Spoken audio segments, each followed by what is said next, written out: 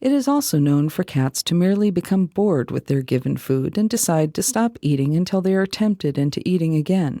Although it is extremely rare for a cat to deliberately starve itself to the point of injury, the sudden loss of weight can cause a fatal condition called hepatic lipidosis, a liver dysfunction which causes pathological loss of appetite and reinforces the starvation, which can lead to death within as little as 48 hours. Additionally, cats have been known to develop a fondness for prepared human foods, normally preparations which are rich in proteins or fats. However, a diet consisting only of human food, even if high-quality meat, is unlikely to contain the balanced nutrition required by the cat.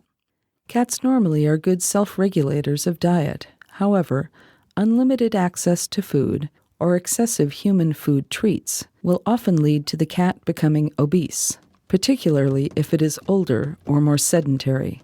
This may lead to several health complications, such as diabetes, especially in neutered males. Such health conditions can be prevented through diet and exercise, playing, especially for cats living exclusively indoors. Cats can also develop pica. Pica is a condition in which animals chew or eat unusual things such as fabric, plastic, or wool. In cats, this is mostly harmless as they do not digest most of it, but can be fatal or require surgical removal if a large amount of foreign material is ingested, for example, an entire sock. It tends to occur more often in Siamese, Burmese, and breeds with these in their ancestry. 3.2.2 Toxic sensitivity. The liver of a cat is less effective at detoxification than those of other animals, including humans and dogs. Therefore, exposure to many common substances considered safe for households may be dangerous to them.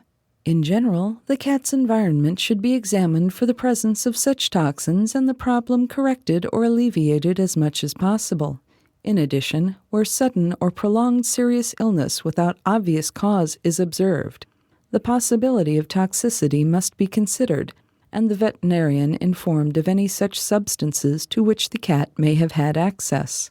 For example, the common painkiller paracetamol or acetaminophen, sold under brand names such as Tylenol and Panadol, is extremely toxic to cats because they naturally lack enzymes needed to digest it. Even minute portions of doses safe for humans can be fatal, and any suspected ingestion warrants immediate veterinary attention. Even aspirin, which is sometimes used to treat arthritis in cats, is much more toxic to them than to humans and must be administered cautiously. Similarly, applications of minoxidil, Rogaine, to the skin of cats, either accidental or by well-meaning owners attempting to counter loss of fur, has sometimes proved fatal. In addition to such obvious dangers as insecticides and weed killers, other common household substances that should be used with caution in areas where cats may be exposed to them include mothballs and other naphthalene products, as well as phenol-based products often used for cleaning and disinfecting near cats' feeding areas or litter boxes, such as Pine Sol, Dettol, Lysol, hexachlorophene, etc., which, although they are widely used without problem, have been sometimes seen to be fatal. Antifreeze is particularly appealing to cats, and as little as a teaspoonful can be fatal. Many human foods are somewhat toxic to cats. Theobromine in chocolate can cause theobromine poisoning, for instance, although few cats will eat chocolate. Toxicity in cats ingesting relatively large amounts of onions or garlic has also been reported. Even such seemingly safe items as cat food packaged in pull-tab tin cans have been statistically linked to hyperthyroidism.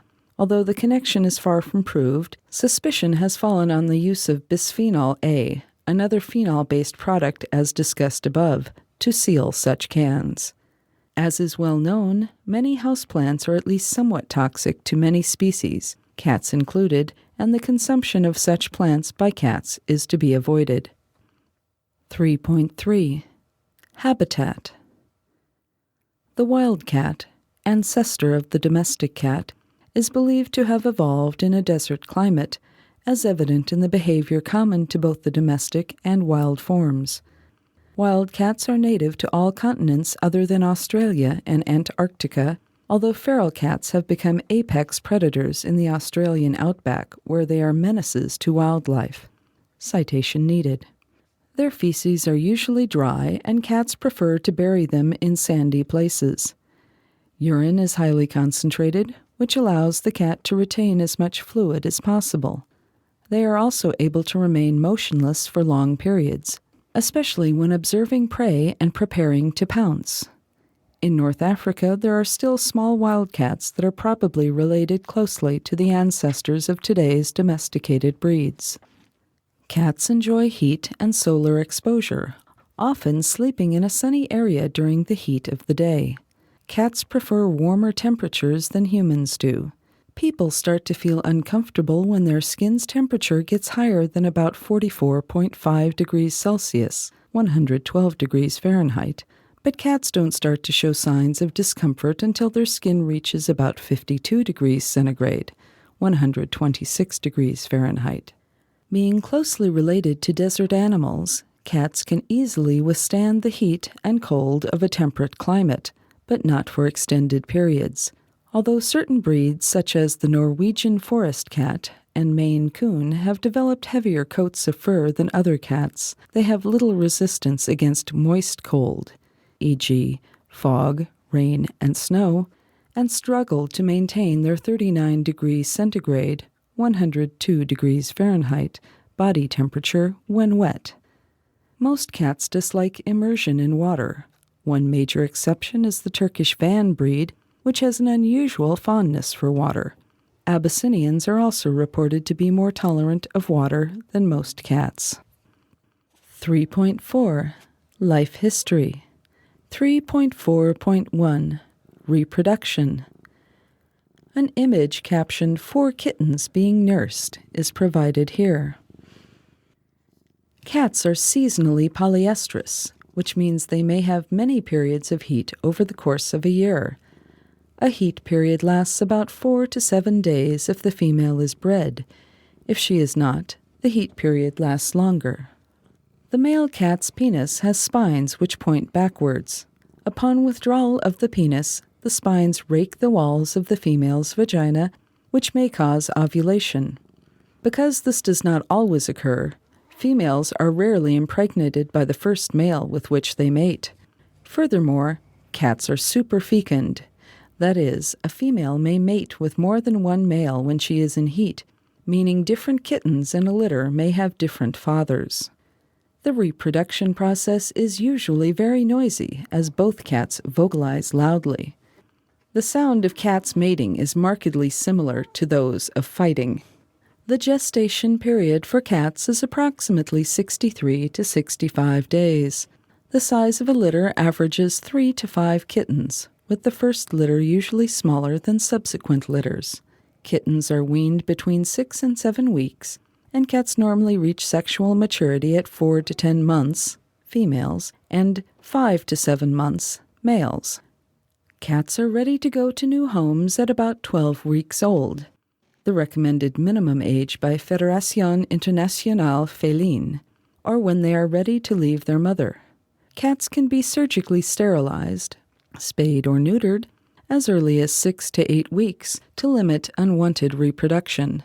This surgery also prevents undesirable sex-related behavior, such as territory marking, spraying urine in males, and yowling, calling, in females. If an animal is neutered after such behavior has been learned, however, it may persist. 3.4.2. Genetics. An image captioned, "Blue-eyed cats with white fur have a higher incidence of genetic deafness," is provided here. The domestic cat and its closest wild ancestor both possess 38 chromosomes, in which over 200 heritable genetic defects have been identified, many homologous to human inborn errors. Specific metabolic defects have been identified underlying many of these feline diseases. There are several genes responsible for the hair color identified. The combination of them gives different phenotypes. See cat coat genetics. Features like hair length, lack of tail or presence of a very short tail, bobtail cat, are also determined by single alleles and modified by polygenes. The Cat Genome Project, sponsored by the Laboratory of Genomic Diversity at the U.S. National Cancer Institute Frederick Cancer Research and Development Center in Frederick, Maryland, focuses on the development of the cat as an animal model for human hereditary disease, infectious disease, genome evolution, comparative research initiatives within the family Felidae, and forensic potential. It is a common misconception that all white cats with blue eyes are deaf, leading to some people rejecting blue-eyed white cats as pets. This is not true, as there are many blue-eyed cats with perfect hearing. However, white cats with blue eyes do have slightly higher incidences of genetic deafness than white cats of other eye colors. Section 4. Etymology and Taxonomic History. 4.1. Scientific Classification. The domestic cat was named Felis catus by Carolus Linnaeus in his Systema Naturae of 1758. Johann Christian Daniel von Schreiber named the wild cat Felis sylvestris in 1775. The domestic cat was considered a subspecies of the wild cat by the strict rule of priority of the International Code of Zoological Nomenclature. The name for the species thus ought to be Felis catus, since Linnaeus published first, and so almost all biologists use Felis sylvestris for the wild species, using Felis catus only for the domesticated form. In Opinion 2027, published in Volume 60, Part 1 of the Bulletin of Zoological Nomenclature, March 31, 2003, the International Commission on Zoological Nomenclature, quote, conserved the usage of 17 specific names based on wild species, which are predated by or contemporary with those based on domestic forms, end quote, thus confirming Felis sylvestris for the wildcat and Felis sylvestris catus for its domesticated cousin. Felis catus is still valid if the domestic form is considered a separate species. Recent DNA and comparative bone research shows that the separate species name Felis catus is correct after all. The results show little relation to the Felis sylvestris group, with Felis catus being derived from Felis libica 7,000 years ago, when the very first small felines were domesticated in Asia Minor. The following paragraph contains pronunciations to the best of our ability. Johann Christian Polycarp Erxleben named the domestic cat Felis domesticus in his Anfangsgründe der Naturlehre and Systema Reini Animalis of 1777. This name and its variants, Felis catus domesticus and Felis sylvestris domesticus, are often seen, but they are not valid scientific names under the rules of the International Code of Zoological Nomenclature. 4.2. Nomenclature. A group of cats is referred to as a clowder. A male cat is called a tom, or a gib if neutered, and a female is called a queen. The male progenitor of a cat, especially a pedigreed cat, is its sire, and its female progenitor is its dam. An immature cat is called a kitten, which is also an alternative name for young rats, rabbits, hedgehogs, beavers, squirrels, and skunks. In medieval Britain, the word kitten was interchangeable with the word catling. A cat whose ancestry is formally registered is called a pedigreed cat, purebred cat, or a show cat, although not all show cats are pedigreed or purebred. In strict terms, a purebred cat is one whose ancestry contains only individuals of the same breed. A pedigreed cat is one whose ancestry is recorded, but may have ancestors of different breeds. Almost exclusively new breeds, cat registries are very strict about which breeds can be mated together. Cats of unrecorded mixed ancestry are referred to as domestic longhairs and domestic shorthairs, or commonly as random bred, moggies, mongrels, mutt cats, or alley cats. The ratio of pedigreed, purebred cats to random bred cats varies from country to country. However, generally speaking, purebreds are less than 10% of the total feline population. The following paragraph contains words pronounced to the best of our ability. The word cat derives from Old English cat, which belongs to a group of related words in European languages, including Welsh cath, Spanish gato, Basque katu, Byzantine Greek kata, Old Irish cat, German katze, and Old Church Slavonic katka. The ultimate source of all these terms is unknown. However, it may be linked to the ancient Nubian kadis and the Berber kadiska. The following paragraph contains words pronounced to the best of our ability. The term puss, as in pussycat or puss in boots, may come from Dutch, from poes, a female cat, or the diminutive poesje, an endearing term for any cat, or from other Germanic languages. Section 5. Importance to humans. Because of their small size, domestic cats pose almost no danger to humans. The main hazard is the possibility of infection, e.g., cat scratch disease or rarely rabies, from a cat bite or scratch. Cats can also potentially inflict severe scratches or puncture an eye, though this is quite rare. Dogs have been known to be blinded by cats in fights in which the cat specifically targeted the eyes of the larger animal with some accuracy.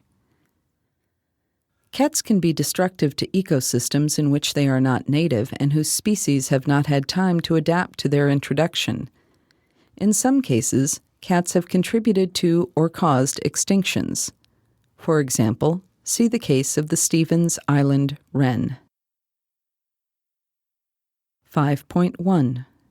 Cats as pets. In captivity, indoor cats typically live 14 to 20 years, although the oldest known cat lived to age 36. Domestic cats tend to live longer if they are not permitted to go outdoors, reducing the risk of injury from fights or accidents and exposure to diseases, and if they are spayed or neutered. Some such benefits are: neutered male cats cannot develop testicular cancer, spayed female cats cannot develop ovarian cancer, and both have a reduced risk of mammary cancer. 5.1.1. Hygiene. An image captioned "A tabby cat grooming itself" is provided here. Cats are known for their fastidious cleanliness. They groom themselves by licking their fur, employing their hooked papillae and saliva. Their saliva is a powerful cleaning agent, but it can provoke allergic reactions in humans. Some people who are allergic to cats, typically manifested by hay fever, asthma, or a skin rash, quickly acclimate themselves to a particular animal and live comfortably in the same house with it, while retaining an allergy to cats in general. Many cats also enjoy grooming humans or other cats. Sometimes the act of grooming another cat is initiated as an assertion of superior position in the pecking order of a group, dominance grooming. Some cats occasionally regurgitate hairballs of fur that have collected in their stomachs as a result of their grooming. Long-hair cats are more prone to this than short hairs. Hairballs can be prevented with certain cat foods and remedies that ease elimination of the hair and regular grooming of the coat with a comb or stiff brush. Cats expend nearly as much fluid grooming as they do urinating. Indoor cats are usually provided with a litter box containing litter, typically bentonite, but sometimes other absorbent material such as shredded paper or wood chips, or sometimes sand or similar material. This arrangement serves the same purpose as a toilet for humans. It should be cleaned daily and changed often, depending on the number of cats in a household and the type of litter, If it is not kept clean, a cat may be fastidious enough to find other locations in the house for urination or defecation. This may also happen for other reasons. For instance, if a cat becomes constipated and defecation is uncomfortable, it may associate the discomfort with the litter box and avoid it in favor of another location. A litter box is recommended for indoor-outdoor cats as well. Daily attention to the litter box also serves as a monitor of the cat's health. Numerous variations on litter and litter box design exist, including some which automatically sift the litter after each use. Bentonite or clumping litter is a variation which absorbs urine into clumps, which can be sifted out along with feces, and thus stays cleaner longer with regular sifting, but has sometimes been reported to cause health problems in some cats. Litter boxes may pose a risk of toxoplasmosis transmission to susceptible pregnant women and immunocompromised individuals, although this risk is generally decreased in indoor-only cats which would not normally be exposed to the disease. Transmission risk may be reduced by daily litter box cleaning by someone other than the susceptible individual. An image captioned "toilet-trained cat" is provided here. Some cats can be toilet-trained, eliminating the litter box and its attendant expense and smell.